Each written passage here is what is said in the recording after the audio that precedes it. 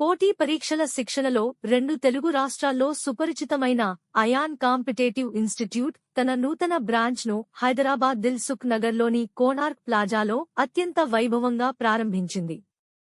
ఈ కార్యక్రమానికి రాజ్యసభ సభ్యులు, బీసీ సంక్షేమ సంఘం జాతీయ అధ్యక్షుడు ఆర్. కృష్ణయ్య ముఖ్య అతిథిగా హాజరై ఇన్స్టిట్యూట్ను ప్రారంభించారు. డైరెక్టర్ మహమ్మద్ అన్వర్ ఆధ్వర్యంలో అయాన్ సంస్థ అందిస్తున్న నాణ్యమైన కోచింగ్ను ఈ సందర్భంగా ఆయన ప్రత్యేకంగా అభినందించారు. అనంతరం రాష్ట్ర ప్రభుత్వంపై కృష్ణయ్య తీవ్ర స్థాయిలో విరుచుకుపడ్డారు. అధికారంలోకి రాగానే 2 లక్షల ఉద్యోగాలు భర్తీ చేస్తామన్న ముఖ్యమంత్రి రేవంత్ రెడ్డి ఇప్పుడు కొత్త నోటిఫికేషన్ల ఊసే ఎత్తడం లేదని మండిపడ్డారు. వెంటనే గ్రూప్ 1, 2, 3, 4తో పాటు 30,000 టీచర్, 18,000 పోలీస్ పోస్టులకు నోటిఫికేషన్లు ఇవ్వాలని డిమాండ్ చేశారు. జూన్ 2వ తేదీలోపు కొత్త నోటిఫికేషన్లు రాకపోతే రాష్ట్ర వ్యాప్తంగా భారీ ఉద్యమాలు తప్పవని ప్రభుత్వాన్ని హెచ్చరించారు. నిరుద్యోగ యువత ఎవరూ నిరాశతో ఆత్మహత్యలకు పాల్పడవద్దని వేడుకున్న ఆయన, ఉద్యమించు, ఉద్యోగం సాధించు అనే నినాదంతో పోరాటాలకు సిద్ధం కావాలని పిలుపునిచ్చారు. ఈ కార్యక్రమంలో నిరుద్యోగ జేఏసీ నాయకులు, బీసీ సంఘాల ప్రతినిధులు పెద్ద ఎత్తున పాల్గొన్నారు.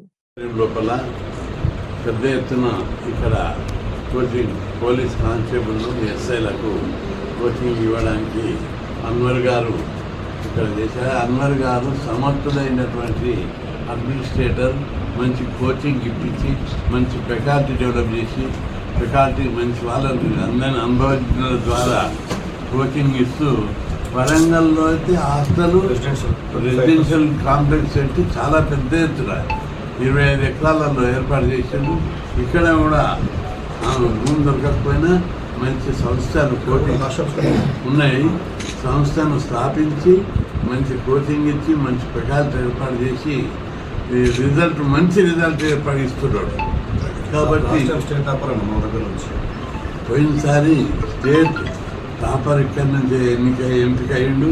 కాబట్టి దీనిలో చేరి కోచింగ్ తీసుకొని మీరు అందరు నిరుద్యోగులందరూ జాబ్ సాధించాలని చెప్పి నేను విజ్ఞప్తి చేస్తున్నాను. త్వరలోపల 18,000 పోలీస్ కానిస్టేబుల్ ఎస్ఐలకు నోటిఫికేషన్ వస్తుంది. రాకపోతే ప్రభుత్వం మేడలను చేపిస్తాం. వేల సంఖ్యలో వేకెన్సీలు ఉంటే భర్తీ చేయకుండా నిరుద్యోగుల జీవితాలతో చెలగాటమాడడం సరికాదు. గత ఎన్నికల సందర్భంలో ముఖ్యమంత్రి రేవంత్ రెడ్డి నిరుద్యోగులకు భూలోకంలో స్వర్గం చూపెట్టారు. నేను అధికారంలోకి వచ్చిన వెంటనే 2 లక్షలు అన్నాను. ఏది 2 లక్షల ఉద్యోగాలు అని చెప్పి నేను ప్రశ్నిస్తాను. నోటిఫికేషన్ ఏది ఇష్టం? గత ప్రభుత్వం వేసిన నోటిఫికేషన్లనే 68,000 భర్తీ చేశావు. కొత్త నోటిఫికేషన్లు టీచర్లు లేదు, పోలీస్ కానిస్టేబుల్ లేదు, గ్రూప్ 1 లేదు, గ్రూప్ 2 లేదు, గ్రూప్ 4 లేదు. వివిధ డిపార్ట్మెంట్లో టెక్నికల్, నాన్ టెక్నికల్ పెద్ద ఎత్తున ఖాళీలు ఉన్నాయి. వాటన్నిటినీ భర్తీ చేయడానికి వెంటనే చర్యలు తీసుకోవాలని ముఖ్యమంత్రికి నేను విజ్ఞప్తి చేస్తున్నా. లేని పక్షంలో నిరుద్యోగుల అగ్రహానికి గురిగాక తప్పదని కూడా హెచ్చరిస్తున్నా. ఎందుకంటే రాష్ట్రంలో ఉద్యోగాలు భర్తీ చేయక ప్రభుత్వ సంస్థలన్నీ నిర్వీర్యమైపోయినాయి. బలైన పరిపాలన దెబ్బతింటుంది. ఇంజనీర్లు లేరు, క్లర్కులు లేరు, ఆఫీసర్లు లేరు. అందరూ ఒక్కొక్క 23 జిల్లాలు వేశారు. కొత్తగా ప్రభుత్వ ఆఫీసులు ఓపెన్ చేశారు. అందులో సిబ్బంది, అదనపు సిబ్బందిని పెంచాలి కదా, శాంక్షన్ చేయాలి కదా. పోస్టులు శాంక్షన్ చేయలేదు. ఒక గెస్టెడ్ ఆఫీసర్, ఒక జిల్లా ఆఫీసర్ 3 జిల్లాలకి ఇన్ఛార్జీలతో నడుతున్నారు. లేదా కింది స్థాయి సూపరింటెండెంట్ స్థాయి, అసిస్టెంట్ స్థాయిలను, క్లర్కులను కూడా ఆఫీసర్లను ఇన్ఛార్జీగా పెట్టి నడపడం అనేది ఈ రాష్ట్ర ప్రభుత్వానికి పెట్టే దౌర్భాగ్యం.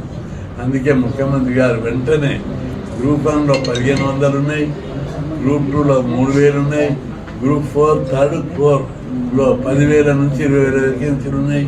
అదేవిధంగా టీచర్ వేకెన్సీలు 30,000 ఉన్నాయి. వీటన్నింటి భర్తీకి వెంటనే చర్యలు తీసుకోవాలి. లేని పక్షంలో జూన్ 2కు పడుతుందని మేము ఎక్స్పెక్ట్ చేస్తున్నాం. ఇవ్వకపోతే జూన్ నుంచి జూలై మొత్తం ఉద్యమాల సంవత్సరమే అని చెప్పి ప్రభుత్వాన్ని హెచ్చరిస్తున్నాం. ఒకవైపు విద్యార్థులు చదువుకోకుండా ఫీజులు ఎత్తివేయడానికి, ఇంకొక వైపు ఉద్యోగాలు భర్తీ చేయకుండా నిరుద్యోగులకు మొండి చేయి చూపడం, వీటన్నింటి మీద ప్రభుత్వం వెంటనే స్పందించాలని చెప్పి లేని పక్షంలో పెద్ద ఎత్తున ఉద్యమాలు చేపడతాం. నిరుద్యోగులంతా నిరాశ చెంది ఆత్మహత్యలకు పాల్పడవద్దు, పోరాడి విజయం సాధించాలి. అది వీరుల లక్షణం. ఆత్మహత్య చేసుకుంటే ఏమొస్తుంది? మట్టిలా కలిసిపోతారు. పోరాడితే జాబ్ వస్తుంది. ఉద్యమించు, ఉద్యోగం సాధించు. ఎప్పుడైనా కానీ ఏ ప్రజాస్వామ్యం లోపలైనా రాజ్యాంగ పద్ధతి లోపల ఉద్యమాలు చేసేటట్టయితే ప్రభుత్వం లొంగిపోతుంది, కన్విన్స్ అవుతుంది. మన స్వతంత్రం ఎట్టొచ్చింది? ఉద్యమాల ద్వారా వచ్చింది. ఇప్పుడున్న హాస్టళ్ళు, గురుకులాలు, ఫీజు రియంబర్స్మెంట్ ఎట్టొచ్చినాయి? ఈ స్కీమ్లు ఉద్యమాలు చేసి వచ్చినాయి. కాబట్టి గతం లోపల ఉద్యమాల ద్వారానే ఉద్యోగాలు భర్తీ చేశాము.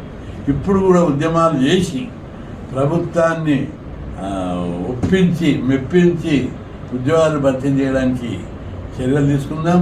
ఎవరు కూడా నిరుత్సాహపడద్దు. ఎక్కడికక్కడ జిల్లా కమిటీలు, నియోజకవర్గ కమిటీలు వేసి మీరు ఉద్యమాలకు సిద్ధం కావాలి. నిరుద్యోగ సంఘాలు ఏర్పాటు చేయాలి. మీకున్న ఏ పేరైనా పెట్టుకోండి. నిరుద్యోగ పోరాట కమిటీ పెట్టుకోండి, నిరుద్యోగ ఐక్యవేదిక పెట్టుకోండి, ఏదైనా పెట్టుకోండి, సంఘర్షణ సమితిని పెట్టుకోండి. కానీ ఉద్యమాలు చేయాలి.